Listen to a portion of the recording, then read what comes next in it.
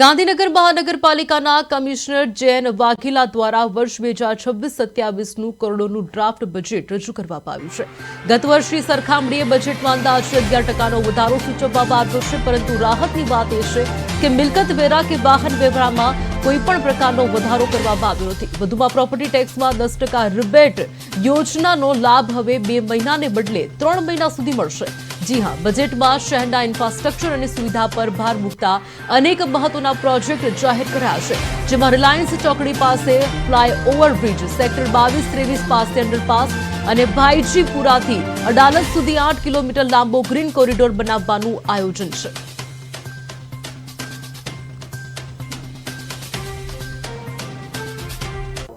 આ બજેટની જે આઉટલાઈન આપણે આપું તો ગયા વર્ષે વર્ષ 25-26નું જે બજેટ હતું એમાં 1718 કરોડ હતું।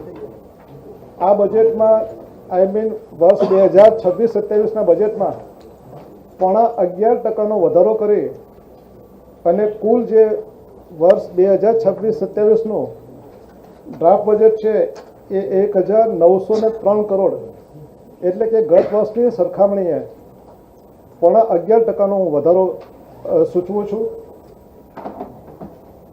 વર્ષ 2026-27માં બજેટમાં કોઈપણ પ્રકારના પ્રોપર્ટી ટેક્સ, પ્રોફેશનલ ટેક્સ, વાહન વેરા એમાં કોઈપણ પ્રકારનો હું વધારો સૂચવતો નથી।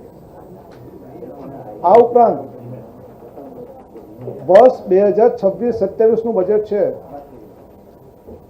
એ રૂપિયા 150 કરોડની સરપ્લસ આવક વાળું બજેટ રહેશે। આ બજેટમાં જે અમે ખાસ ભાર મૂકવામાં આવ્યો છે એ ગ્રોથ ઓરિએન્ટેડ, એક જે ગાંધીનગરમાં આપ સૌને ખ્યાલ છે કે સધન ટ્રેનની આજુબાજુમાં જે ડેવલપમેન્ટ થઈ રહ્યું છે એ ડેવલપમેન્ટને વેગ આપવા માટે, સપોર્ટ આપવા માટે કુલ 11 કિલોમીટરની જે સધન ટ્રેન છે એને સમાંતર અમે એક વાર સ્પષ્ટ કહી દઉં છું કે સધન ટ્રેનના સ્ટ્રક્ચર સાથે કે એના બાંધકામ સાથે કોઈ પણ પ્રકારના દરમિયાનગીરી સિવાય એ સધન ટ્રેનની આજુબાજુનું રાંધેજાથી શરૂ કરી અને કોબા સુધી એક ડેવલપમેન્ટ કરીશું અને પ્રાયોગિક ધોરણે સરગાસણ અમે આ પ્રયોગ સફળ કરી રહ્યા છીએ અને થઈ ચૂક્યો છે। 1 કિલોમીટરનો પેચ કમ્પ્લીટલી એ ઉપયોગમાં અત્યારે લેવામાં આવી રહ્યો છે અને એ પાર્શિયલ પ્રોજેક્ટની જે સફળતાને અનુલક્ષીને અમે રાંધેજાથી કોબા સુધી કેનલને પેરેલલ